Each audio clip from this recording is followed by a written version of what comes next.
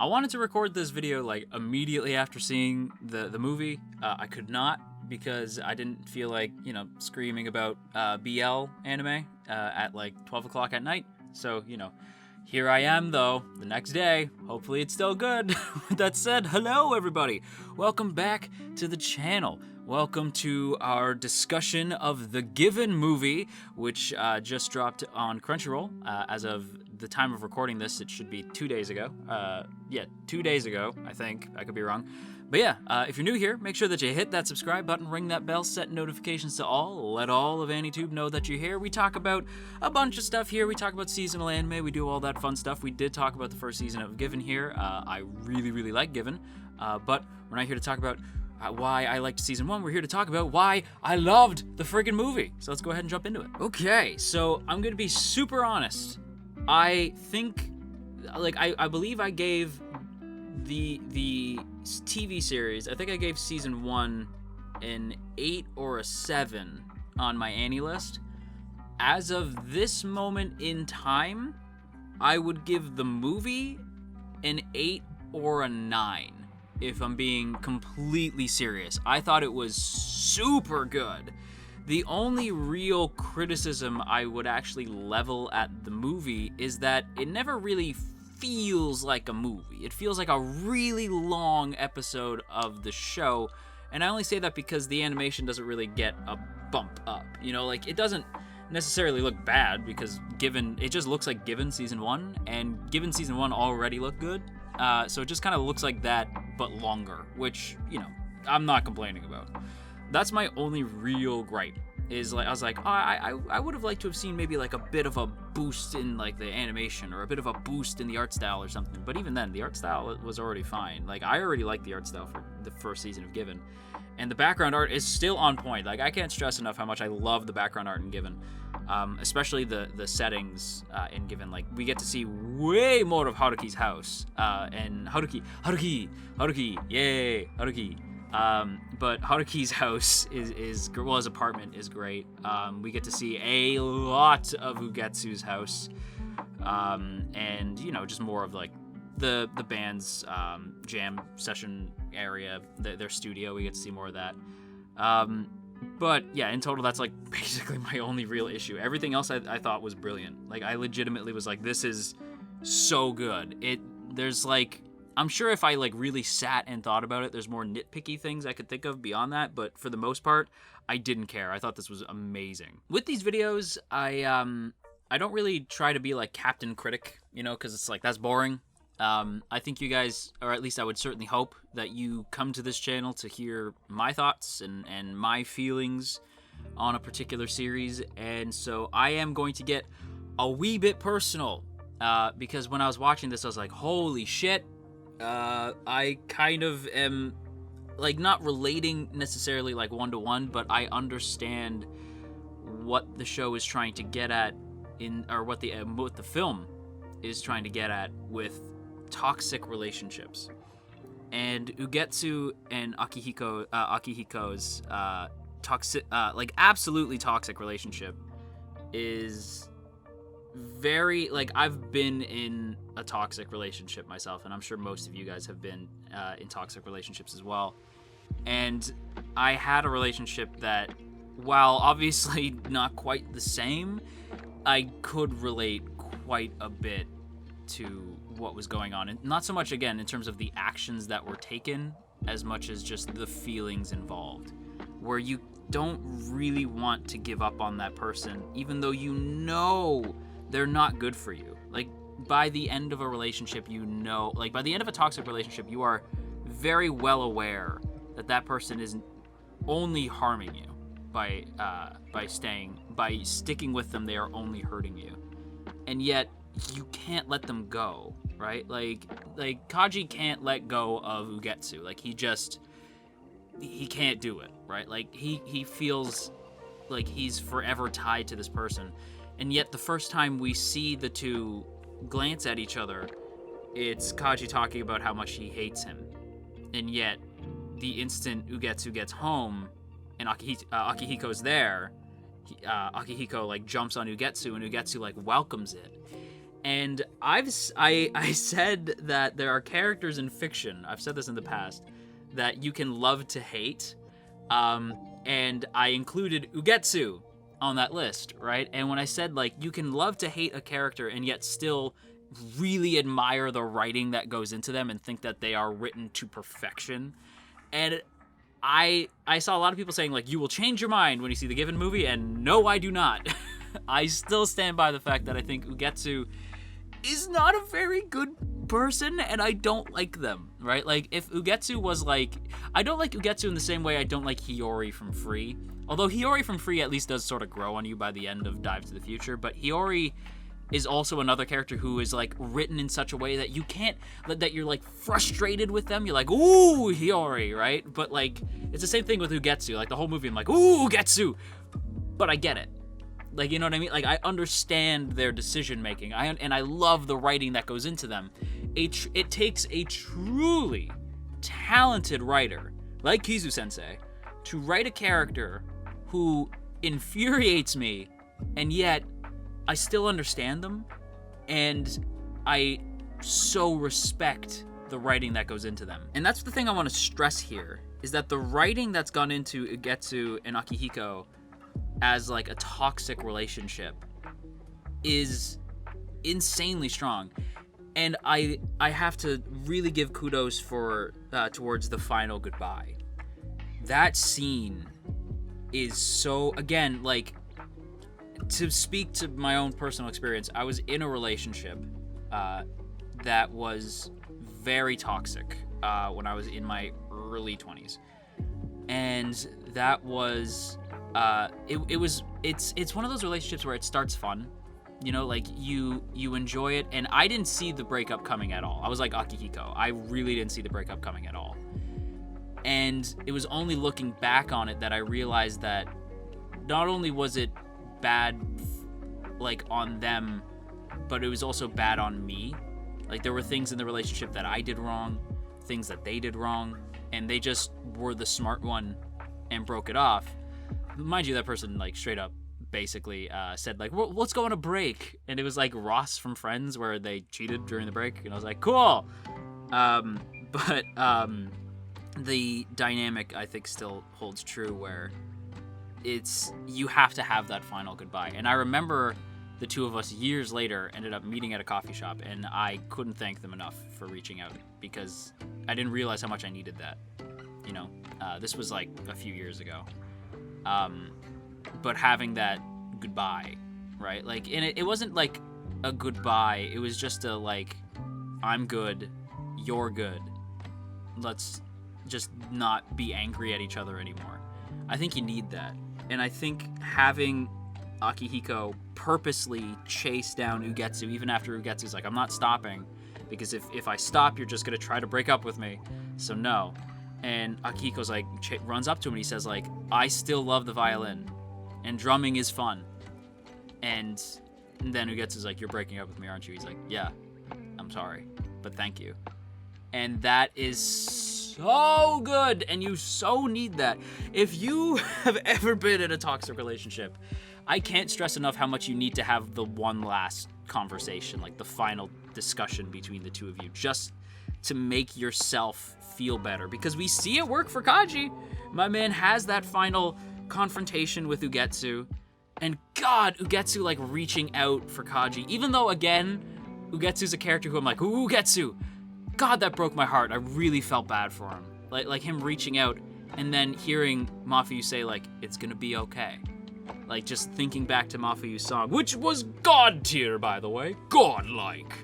But the song just, like, echoing in Ugetsu's head, and then him lowering the hand and letting go, and he just lets Akihiko go, and that's it. I'm like, God, that's beautiful. That's such a good friggin' scene. Like, I think that's the best scene of the whole movie. And the whole movie is great. There is, like, one thing that I'm sure the aunties, you know, are gonna get up in arms about, like, oh, how dare they? How dare they have Akihiko show in a moment of weakness that he would try to jump on Haruki. Haruki clearly didn't want it, even though Haruki said that he gave his consent. You just know the aunties are gonna be like, oh, And they're probably going to jump at me like, oh, but you can't talk. You enjoyed Junjo Romantica, which I did, but I watched it in modern day, and I said that a lot of the stuff back then was squicky. But how dare I, right? How dare I enjoy BL? How dare I'm a bad person. But yeah, there's going to be some people who are like, oh, how dare, right? But, I thought even that scene made sense given where Akihiko and Haruki were mentally at the time. And the whole thing just, like, I don't know, like, the whole journey for Haruki and Akihiko, just to get a little bit more positive, right? When Akihiko has his final goodbye with Ugetsu, which I do think is the best scene in the movie, but when he has that goodbye, you see him start to put the pieces in his life back together, right? And we've seen over time how Haruki and Akihiko living together made their bass and drum skills way more in sync, and Mafuyu even catches it. I really, really dug that. I was really happy to see how like these two are slowly becoming more and more in sync, to the point where Kaji finally just realizes, like, dude, I've had this amazing person in front of me the whole time, and I never noticed because I was too hung up with my own baggage to really try, And like I don't think it's so much that Akihiko didn't notice. I think it's more just that he was too preoccupied with Ugetsu to really give Haruki the chance. He even says a few times in the movie, like, I wish it could have been you. Why wasn't it you? And it's like, it's true. Like you know that he feels that way. He wants to be with Haruki, but he's so caught up in his own stuff. But throughout the course of the movie, and thanks to Mafuyu's song, he's able to sort of find his love both for music again, but find his will to leave Ugetsu and pursue Haruki. And Haruki obviously is, the mama hen of the group. So, so Haruki sort of accepts this apology and is willing to give Akihiko a chance, especially after seeing him, like, apologize, like, make amends with his parents. They help him out. They give him a place to stay, give him some money, get him back on his feet. He goes to school more often. He's back on violin on top of being a drummer. Haruki themselves has been, like, playing bass in other bands, like, not leaving Given, still in Given, but, like, playing bass in other bands and stuff like that, just to pass the time. And it probably to further improve their bass skills, because I like that Haruki points out that everyone in the band is, like, a genius except for Haruki. But the reason why Haruki is in the group, and the reason why Given needs Haruki, would not be complete without him, is he is the glue that holds them all together. They're three geniuses, sure, but without Haruki, they'd be lost. And I really appreciate that they hammered that home, because Haruki is just... This is where I tell you that the thing that you probably already knew if you watched my videos on the first season of Given. Haruki's like my favorite character. I love Haruki so much. I do miss the long hair. I appreciate the fact that they keep the anime tradition alive, where the haircut is usually followed by a personality change, or precedes a personality change. And Haruki cutting his hair. First of all, he still looks great, right? I'm not saying that the new hair is bad. I think he still looks really good. It's just old Haruki with the hair. That's how I think of Haruki, right? So I was like, okay, that's gonna take me a bit to get used to, but I do like it a lot. And I love that he calls Take. Okay, Haruki's my favorite character in the show, but Take might be one of my favorite side/supporting characters in any show. Take is the absolute man.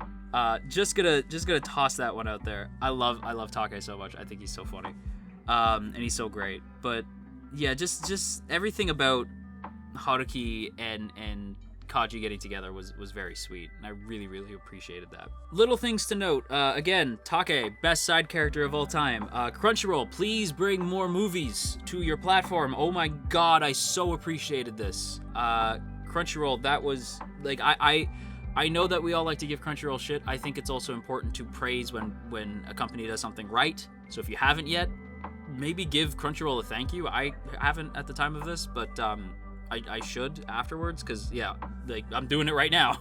Crunchyroll, oh my god, thank you. This was so cool. I would love to see more films brought to the platform, because not everybody, like, speaking from personal experience here, not everybody has a theater that gets get anime films. You know what I mean? Like, it's rare that I get to see anime films in a theater, especially during this whole Backstreet Boys reunion tour thing.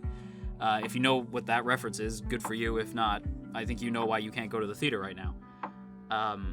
So I really appreciate that Crunchyroll is able to sort of pull in a big win and get this out just in time for Valentine's Day, by the way, which I get to spend with my lovely new partner, Katie, so looking forward to that. But yeah, other than that, also, Mafiu and Yuen Oyama, they don't get a lot of scenes, but I'm not really going to use that as a complaint, because even though I love Mafiu and Yuen Oyama, I think Mafiu is still in the movie a lot. The movie very much lacks Yuen Oyama, which I'm a little upset about, because to me it's his story. It's Mafiu's story, but Yuen Oyama is like the POV character. So I was like a little surprised that he wasn't in it as much, but I still think that it works because every scene with Mafiu and Yuen Oyama is super good. So I can't really complain about them not being there. I love that Given Grows is a band. The friggin' song! The song! Oh my god, I can't believe I haven't talked about this. The, like, A Brand New Dawn, or whatever they say a few times. Like, that song is, oh, it's so good. And it's, like, such a good song.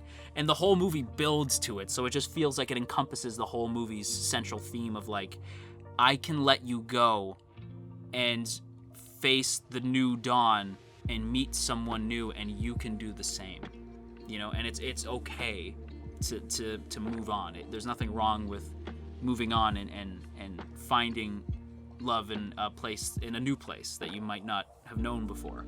Like, I loved that. Given grows a lot as a band in this film, and they don't make it into the CAC, the CAC, as they call it, and every time I'm like, that sounds very similar to another word, and as a BL story, I'm gonna assume that was intentional. Kizu Sensei was being cheeky. I'm just gonna pretend like that's that's what that was. But yeah, they don't make it into CAC, which I was a little disappointed about, because I was like, okay, that song was so good, it made Take cry.